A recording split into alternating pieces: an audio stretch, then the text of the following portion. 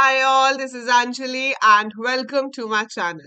आज हम करेंगे program to input selling price and cost price of a product and print की भाई शॉपकीपर को प्रॉफिट हुआ है या लॉस हुआ है.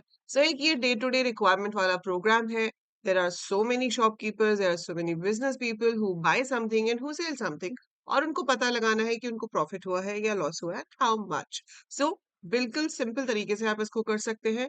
if स्टेटमेंट का यूज करेंगे हम टू check the condition and we will print whether the person has got profit or loss. तो चलो लिखते हैं कोड और चलते हैं अपने विजुअल स्टूडियो पे. So this is my visual studio. I am going to make a new file और यहाँ से हम अपनी लैंग्वेज सेलेक्ट करेंगे सी एंड शुरू करते हैं with the basic skeleton of your program. So basic skeleton क्या होता है कि stdio.h इंक्लूड करनी है, इंट मेन लिखना है और इसके अंदर आई एम रिटर्निंग दिस. अगर आप टर्बो में काम कर रहे हो तो आप stdio.h के साथ साथ conio.h भी इंक्लूड करोगे and your last statement will be get ch instead of return 0 और आप void मेन ले सकते हैं.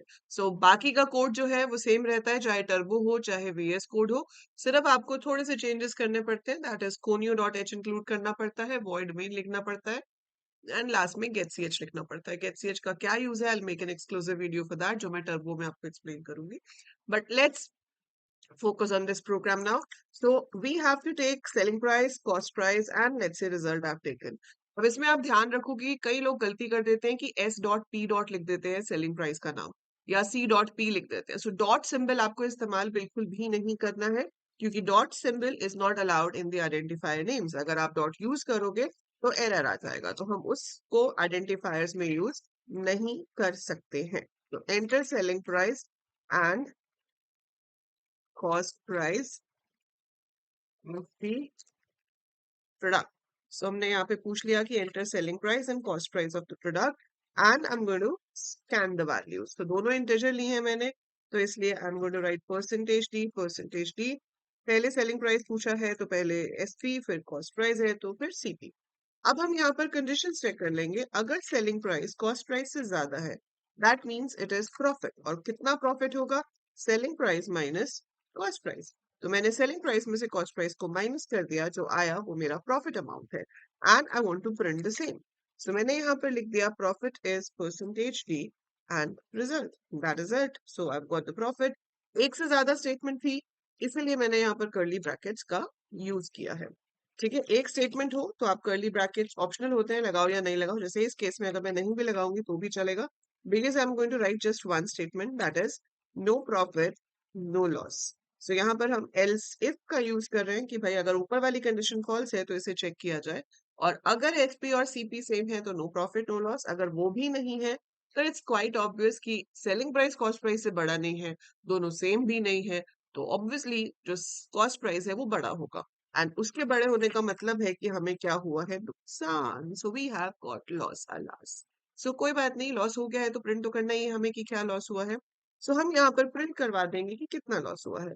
यहाँ पर हम लिख देंगे loss is percentage d and the loss is this. Print the amount of loss and that is it. ठीक है, बाकी अपने प्रोग्राम के आउटपुट्स को इंटरेस्टिंग बनाने के लिए आप थोड़ा अच्छा सा भी लिख सकते हो, लाइक प्रॉफिट इसकी जगह कि वाह भाई क्या बात है, प्रॉफिट हो गया है ना, ऐसे अरे कोई बात नहीं लॉस हो गया अगली बार सब सही हो जाएगा. बट यूजर को ऐसे बना के नहीं देना. It's just when you are practicing. Just keep yourself entertained and you can give some messages like this. Okay, अभी ये सिंपल हमारे फॉर्मल वाले मैसेजेस हैं तो हम इसको रन कर रहे हैं. अब जब हम इसको रन करेंगे तो वो हमें पूछेगा कि सेलिंग प्राइस कितना है, कॉस्ट प्राइस कितना है. सो मैंने सेलिंग प्राइस में एंटर किया 400, कॉस्ट प्राइस में एंटर किया 350. दैट मीन्स मुझे प्रॉफिट हुआ है 60 रुपए का. ठीक है, 60 प्रॉफिट आ गया. अगर मैं इसको रन करती हूँ और मेरे पास कॉस्ट प्राइस ज्यादा है सेलिंग प्राइस कम है तो मेरे पास लॉस हो जाएगा. सो I enter 454 and I have bought it for 500, तो मुझे 46 का लॉस हो गया. और अगर आपने यहाँ पर सेम वैल्यूज इनपुट करी होंगी इन दैट केस वो आपको शो करेगा कि ना तो प्रॉफिट हुआ है ना ही लॉस हुआ है, हमने जितने का खरीदा था उतने का ही बेच दिया. There is no profit no loss. So this is how you can check conditions with the help of else if. else if में हम कितनी भी conditions दे सकते हैं. वो conditions को check ऐसे करता है कि जहां पहली true मिल गई आगे कोई भी check नहीं होगी. Otherwise next को check करेगा, वो true मिल गई तो वहीं रुक जाएगा, और अगर सारी conditions false हो गई हैं तो last else जो है वो आपका execute हो सकता है.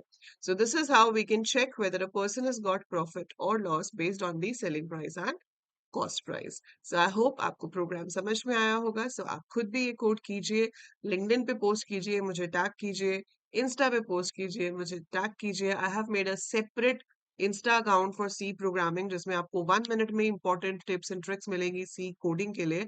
And the name is AEC_C_प्रोग्रामिंग.